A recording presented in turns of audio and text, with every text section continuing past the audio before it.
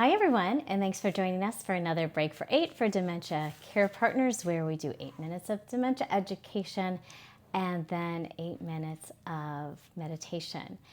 So today I wanted to talk to you guys about access, or specifically how people living with dementia begin to lose access to cognitive skills, and how loss of that access can help us understand, can help explain some of the things that they say or do that may seem, frankly, a little strange to us, right? So a while ago, I came across this analogy that I think is really helpful in explaining this in a non-medical, unscientific way. It's easy for people to understand, right? So I'm going to show you a little picture here, and hopefully you can see this. So let's think about the brain as a bookcase. And at peak performance, this bookcase is totally full of books. It's packed with knowledge and the capability to accomplish all sorts of things.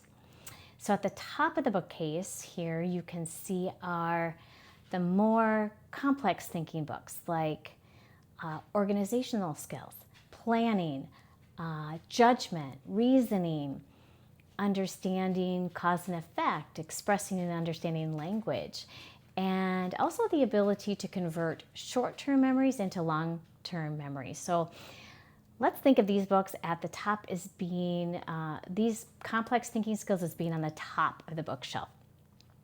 And then we have the bottom shelves that contain more basic or actually more primitive functions of our brain, like emotions, fight or flight response, or things that automatically happen without us even having to think about it, like breathing or heart beating or sweating, functions of what we call the autonomic nervous system. So let's continue on with this analogy, though. Let's say dementia comes along, and then it starts knocking our bookcase around a little bit, and a few of the books get knocked off the higher shelves. So in real life, this could show up in your person having more difficulty remembering recent events or conversations you just had, or maybe they fall victim to a scan, and as those reasoning skills diminish, or maybe you see some impulsivity because those emotions are still present, right? But the ability to check those emotions before we respond, that book may be checked out permanently, right? So the takeaway from today is to understand that people living with dementia are losing access to the key skills they need to function as adults. Brain cells are actually losing connection with one another. And maybe on Friday I'll go into more of a scientific explanation for this, but I'll still keep it simple. But for now, let's just stick with this bookcase because I think it does a really nice job of clarifying the situation and helping people understand that, the person living with dementia may be acting a little differently due to a change in their brain and a loss of access to the cognitive skills they had before dementia came and knocked things around, right? So in closing, I just wanted to mention where I saw this bookcase, and it was through a program called Dementia Friends, which I wanted to make sure you guys knew about. So Dementia Friends is a grassroots organization it has the intention of increasing just the general public's understanding about dementia, with the long-term goal of creating more dementia-friendly communities. So this is a place where a person living with dementia can just access and engage with their community, because there are people who understand, what's happening to them. So, let's say, for example, a person goes to the grocery store, but, they start having difficulty operating the credit card machine, because that's, kind of a relatively new addition to our, grocery store shopping experience. So a cashier who's gone through the Dementia Friends program, which is just a 1-hour information session. So not a lot of information, but enough to give people a little bit of a basic understanding. So maybe a cashier has gone through this information session, and now she realizes that the person struggling to operate that credit card machine may be struggling due to the effects of dementia. And maybe she gently offers assistance. Maybe she's like, oh, let me swipe it, swipe your card in the register, right? Instead of just staring at them, losing patience, along with everyone else in the line behind them, right? So that's the idea behind Dementia Friends and dementia-friendly communities. It actually is a program that was started in the UK, but there's now quite a large presence in the US, and I think all 50 states offer this 1-hour information session for people just to learn the basics, to increase their understanding of dementia and why someone may be exhibiting some, I guess we call it unusual behavior. They're also taught some basic communication tips and some other techniques that are introduced. So you should be able to find Dementia Friends in your state if you go to like dementiafriendsarkansas.com or something like that, and I'll actually put a link in the comments so you can hopefully find the schedule for these sessions. And also maybe consider recommending this program to friends or family members just to help them get a better grasp on what's going on inside your person. So when people ask you, what can I do to help you, right? Along with saying, telling them a few things, and also saying don't disappear, right? Keep coming around. You can ask them to attend an information session. It's only 1 hour long. It can be done in person or online, and it's just going to heighten their awareness of what's happening.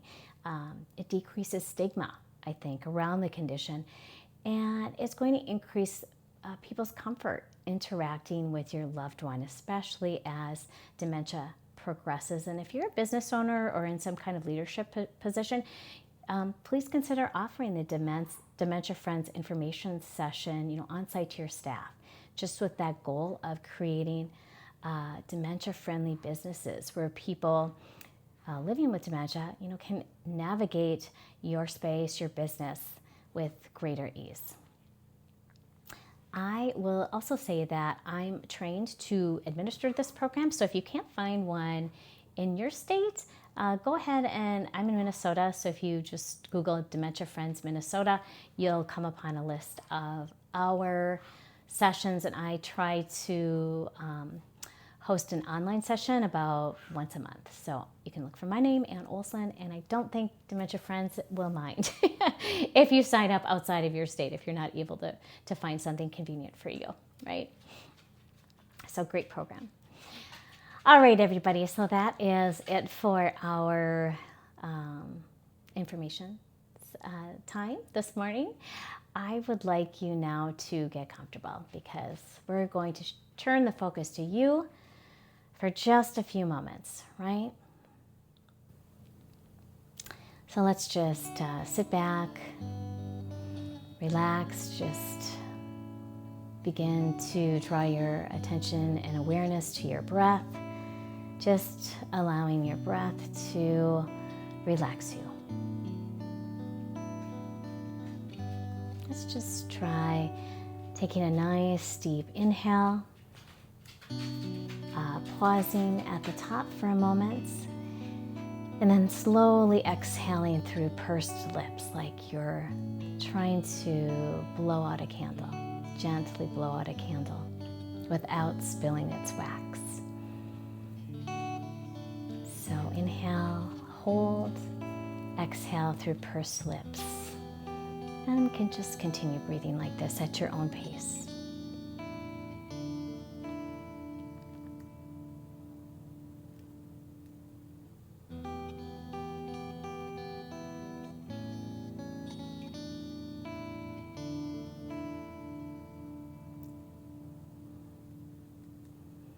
Just imagine your breath taking away any tension that you feel in your body. any thoughts that are ruminating, perseverating.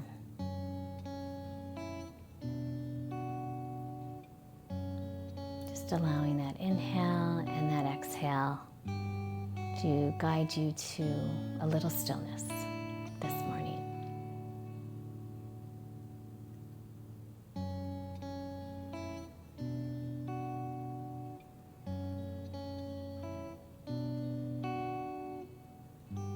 As dementia care partners, often we are asked to pick up the pieces, to pick up the books that have fallen out of our person's bookcase, taking over responsibilities that have become too difficult because they are complex.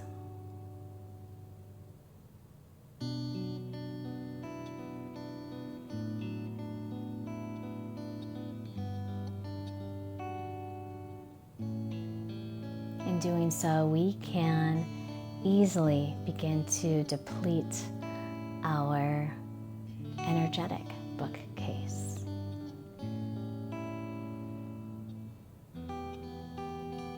As energy kind of drains away from us throughout the day.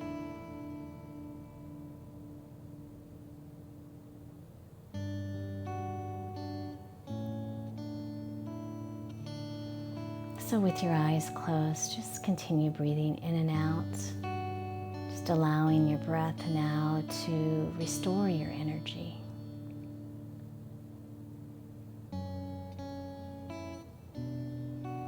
Pulling in breath from the ground up through your feet into the rest of your body.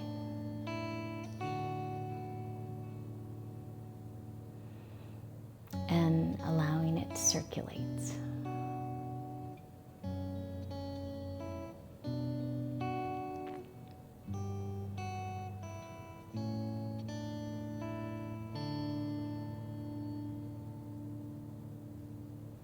Just think of that energy as a big ball that you're pulling into the center of your chest.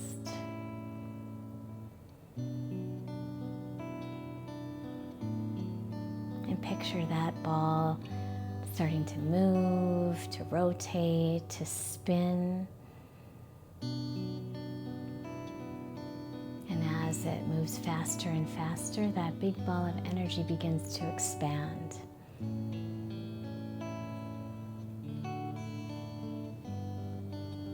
Fills up your chest, fills up your trunk, arms and your legs.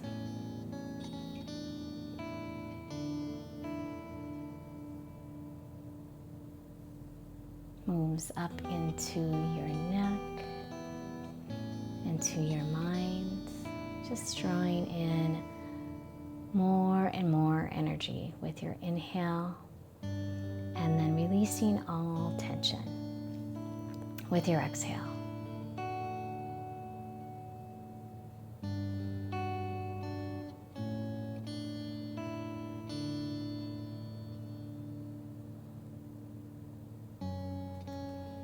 Let go of tension in your jaw, in your forehead muscles, in your neck, shoulders, shoulder blades,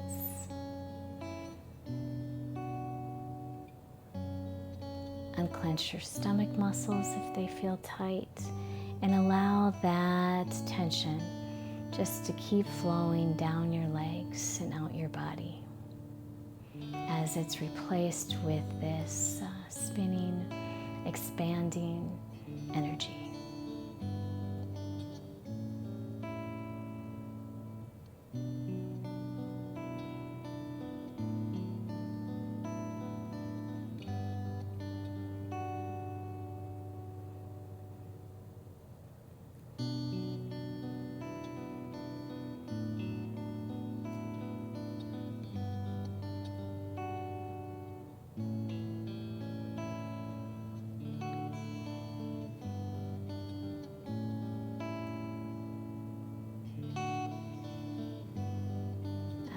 course, the end goal is to have enough energy for yourself and for others as you are a care partner. But it's okay if you don't feel like you have anything to spare right now. Please take the time you need to revive yourself,